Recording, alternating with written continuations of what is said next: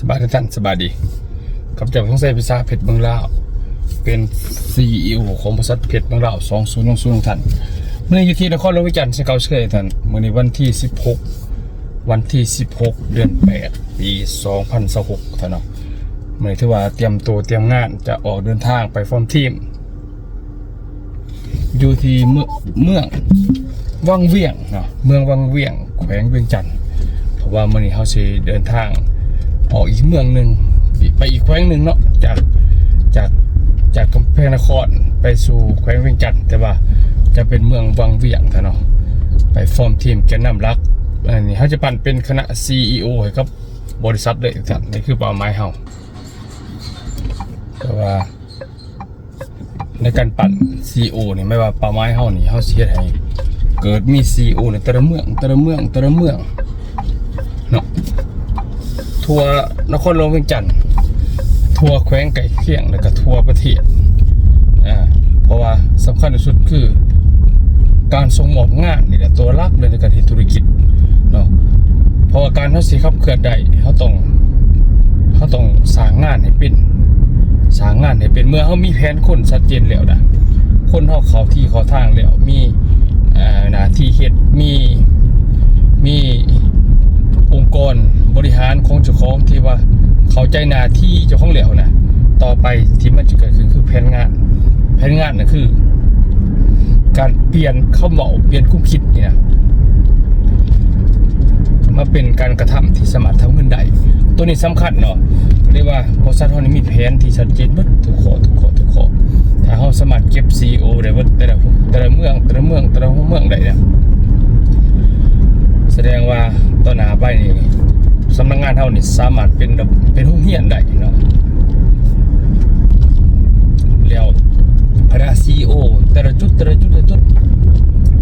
แล้วก็คณะนั้นหน่วยเขาแต่ละจุดเขาสิมาเรียนรู้เองเขาสิมาเข้าสู่กระบวนการเรียนรู้เพื่ออย่างเพื่ออัปเดตตัวเองเป็นคณะกรรมการบริหารเพื่ออัปเดตตัวของเป็นวิชาการเพื่ออัปเดตตัวของเป็นคณะอาจารย์นะครับเพื่ออัปเดตตัวของเป็น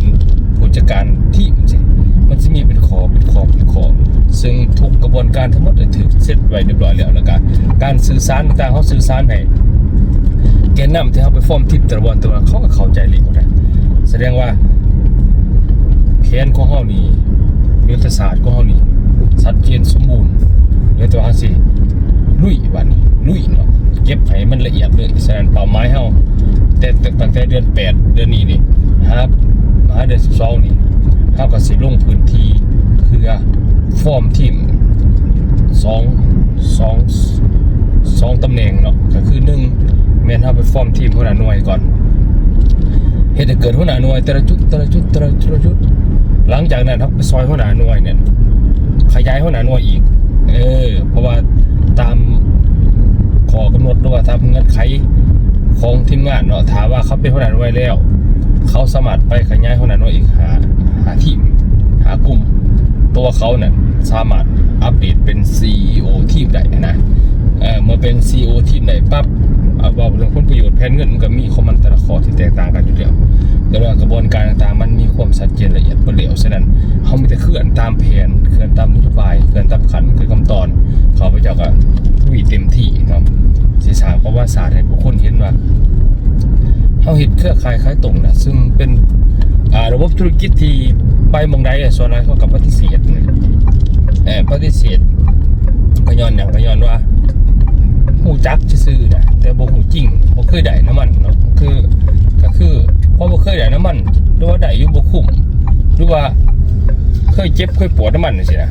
เจ็บปวดก็ย้อนว่าเฮ็ดบ่ได้เวลาเมื่อเจ็บปวดน่ะให้เขาเห็นว่าเฮ้ย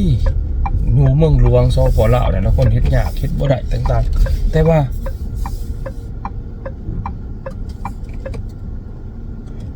นะเฮ็ดเมืองลาวสามารถเฮ็ดได้ตัวนี้ได้ทุกท่านเพราะว่าเขาพยายามสิสร้างให้มันสมสื่อสมเสียงสมสื่อเข้ามาเพชรเมืองลาวนะให้ชัดเจนแจ่มแจ้งให้ผู้คนได้เห็นว่าโอ้ยสมเขาสร้างมาเนาะ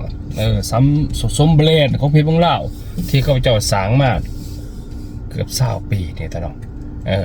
เดี๋ยวรายละเอียดต่างๆก็ติดตามเบิ่งตัวจริงเนาะเพราะเขาเจ้าจะเดินทำ แล้วก็ขับเคลื่อนให้สุดชีวิตในสิ่งที่พวกเจ้าสร้างได้ติดตามตอนต่อไปท่านนะ